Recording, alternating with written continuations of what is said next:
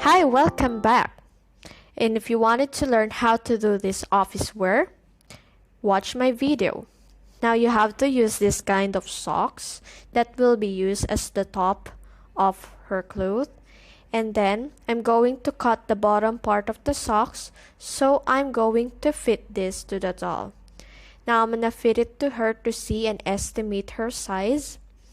Because this Barbie I'm going to use right now is a little bit of curvy Barbie.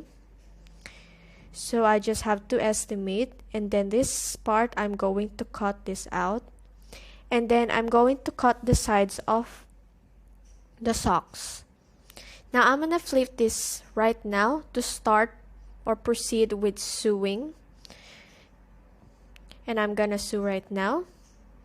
And then make sure that if you're going to sew the sides, you have to leave a hole that will be intended for the arms of the Barbie.